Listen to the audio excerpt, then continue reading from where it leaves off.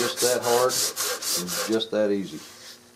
When you look at it in those three, if you look at it that way, it becomes easier. I'm a little ADD. No, I'm a lot ADD. And one of my favorite quotes is, "Life by the yard is hard, by the inch it's a cinch." And that's kind of how I live. That's the point A to point B method that I can use for stock, because I don't have a machine that will duplicate. I have to look at what's involved in making that groove right there, what's involved in making that shape right there, what's involved in matching that butt pad. When I look at it like that, I can reproduce anything.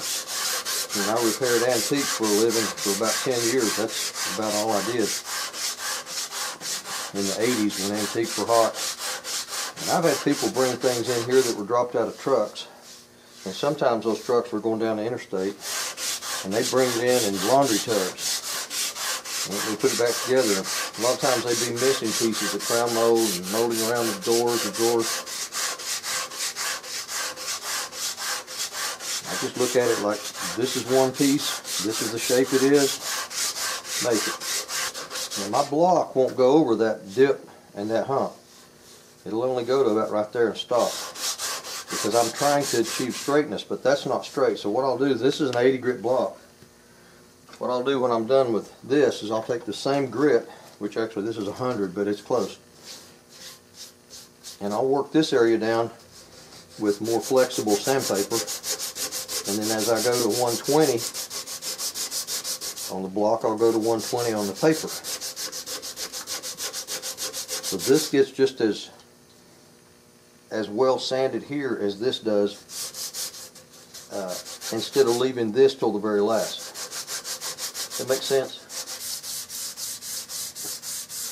I'm not concentrating too terribly much in this area right now. I'm just getting from here back because I've got to do some shaping. This thing turns kind of, it's got a little slant to it up there. And I've got to do some more rasp and file work. But from this little tall edge of this pistol grip back is what I'm working on. I'll blend that into this in a little bit. I don't usually use a chisel to take this comb out. I just don't.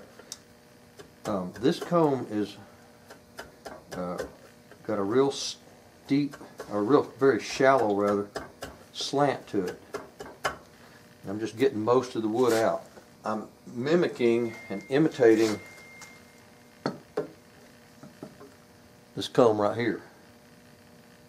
Most of them are a little more slanted than that. This is very shallow, and they usually do it with a rasp, but I can't get my rasp in here. It bangs against that part of the wrist. Look at this other side. I'm going to turn this thing upright where I can see the other side. See both sides at the same time. First I got to get my dust out of here.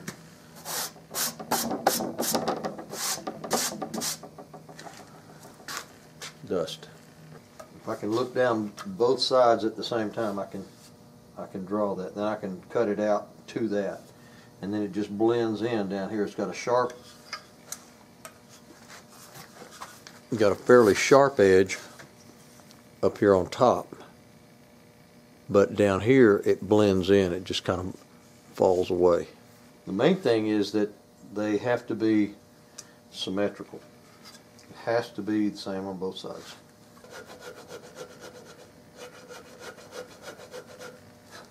All right, this is making absolutely no sense to you because you're on the wrong side of it.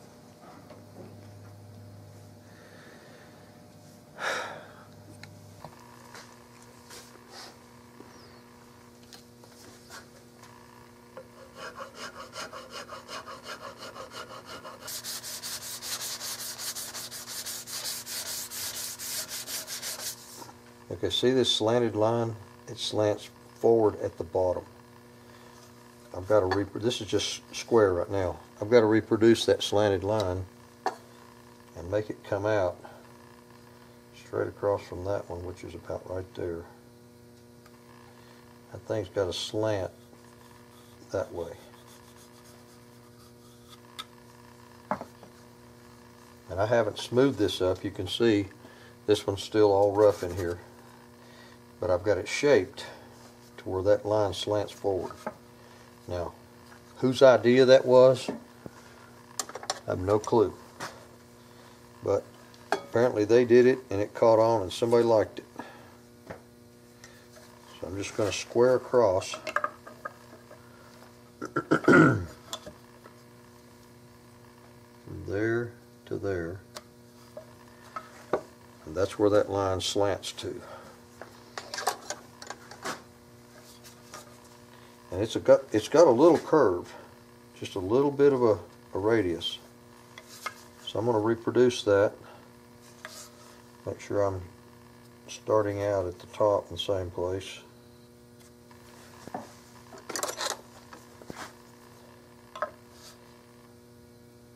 Which is about right there, which is where I just drew that pencil mark. So I'm starting out from here,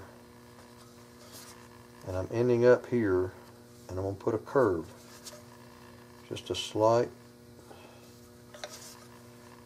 curve.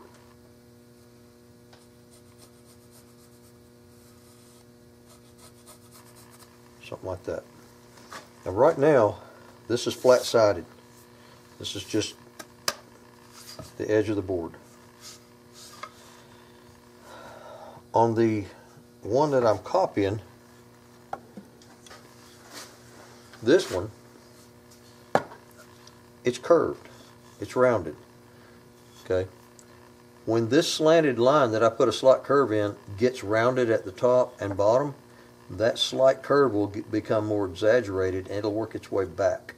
Because this surface and this surface, when the two come together by the standards and definitions of geometry, when two planes meet, you get what? You get a line.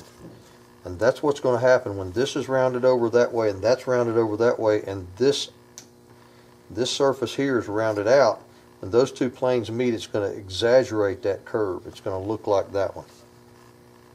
That's the intended effect.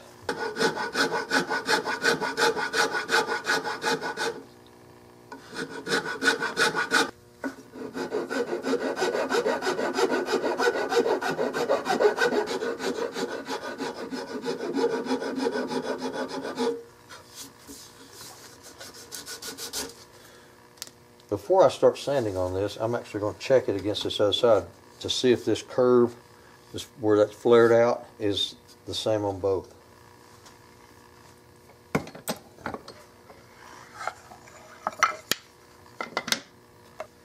Well, this side's actually smoother and more ready to sand than this side.